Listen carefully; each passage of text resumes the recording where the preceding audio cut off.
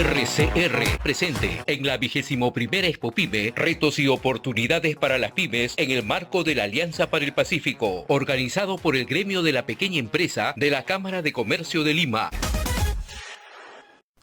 Estamos coberturando la 21ª Expo Pyme, retos y oportunidades para las MIPES en el marco de la Alianza del Pacífico. Nos trasladamos precisamente hasta la sede donde se realiza este importante certamen, ¿no? Le damos la bienvenida a esta hora a Lizardo Caus, quien se encuentra en la sede de la Cámara de Comercio de Lima, en el distrito de Jesús María. Adelante, Lizardo. Muchas gracias, José. Bien, así estamos. Nosotros seguimos aquí transmitiendo en vivo desde la Cámara de Comercio de Lima, ubicada en el distrito de Jesús María, en esta 21ª Expo Pyme, retos y oportunidades para las pymes en el marco de la Alianza del Pacífico.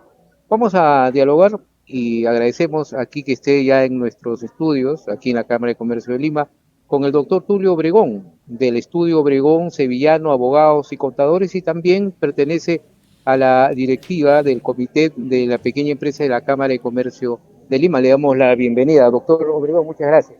No, gracias a ustedes por la oportunidad de poder de alguna manera comunicarme a través de tu medio con todos tus radioyentes y los que te ven también. Sí, doctor. Doctor, la informalidad laboral en nuestro país ha ido desgraciadamente avanzando, ¿no? En cuanto a la región, ¿cómo nos encontramos, doctor? Mira, ese es un tema que preocupa mucho porque si bien la informalidad no es solo un patrimonio de Perú, a nivel de Alianza del Pacífico la tasa de informalidad es de 45%, pero Perú la tasa de informalidad es 75%, o sea, un poco, digamos, eso nos dice que Perú está muy por encima de la informalidad de Chile, de Colombia o de México, ¿no? Y es un tema que preocupa porque habla muy mal de Perú. No puede ser que un país como el nuestro, que pretende ser parte de la OCDE, por ejemplo, tenga una tasa de informalidad de 75%. Es algo que hay que ver qué se hace entre el Estado, entre el empresariado, etcétera, pero hay que combatir esa tasa. Esa tasa debería estar en la media de la región, un 45% sería aceptable. Doctor, para poner en contexto y poner un ejemplo a nuestros oyentes y televidentes, en una empresa, por ejemplo, de una cantidad de trabajadores, ¿cuántos son informales y cuántos formales? Lo primero que hay que saber es entender qué significa formal y qué significa informal, ¿correcto?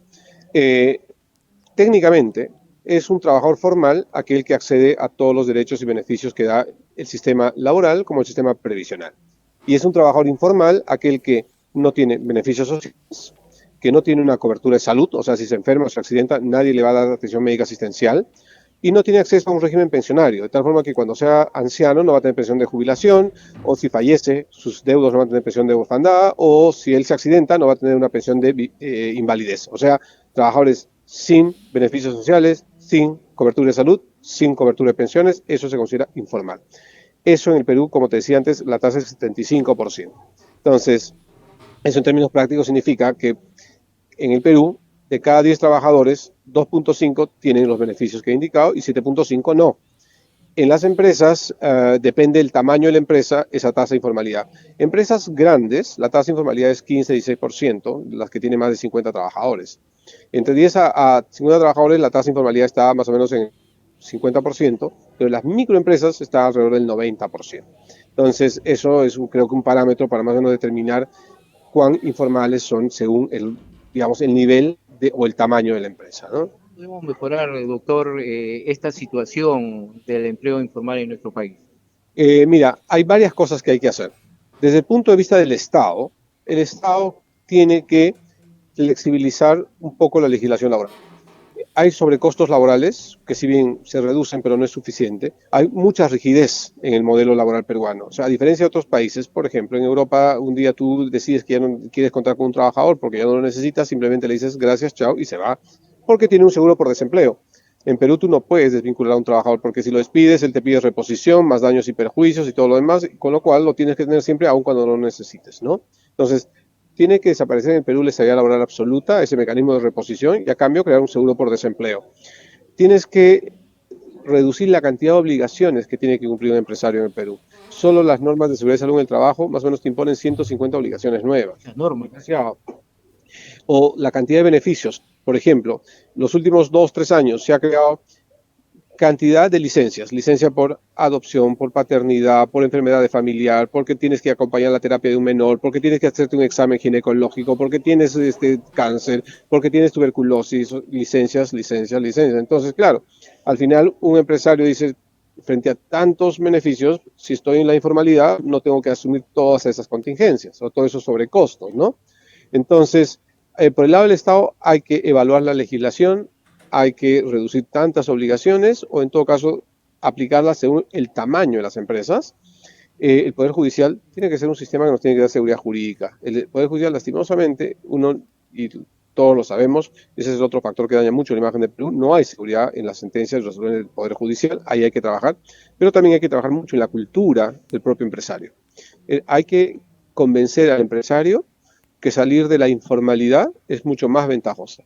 Si tú dejas de ser informal, accedes a créditos con tasas más reducidas, accedes a compras del Estado, que ahora el 40% de las compras que tengan que ver con la industria manufacturera se van a comprar a las microempresas o pequeñas empresas. Puedes acceder a mercados como de la Asia-Pacífico o el Tratado de la Alianza del Pacífico. Puedes acceder a una serie de beneficios que la informalidad no te lo da, pero sobre todo puedes mostrarte al mundo con tranquilidad y empezar a crecer, porque en la informalidad siempre te mantienes escondido y eso evita a que puedas desarrollarte mejor, ¿no? Entonces hay mucho trabajo por hacer aquí en nuestro país. Muchas gracias, le agradecemos su tiempo aquí en esta Expo PYME que se realiza en la Cámara de Comercio de Lima, en la cual vamos a seguir informando nosotros aquí en RCR. Adelante, José.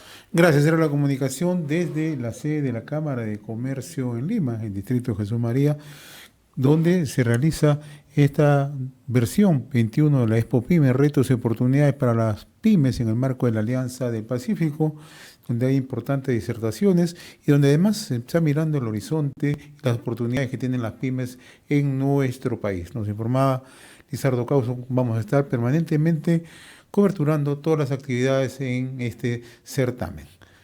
Somos RCR, Red de Comunicación Regional. 21ª Expo PYME, retos y oportunidades para las pymes en el marco de la Alianza para el Pacífico, organizado por el gremio de la pequeña empresa de la Cámara de Comercio de Lima.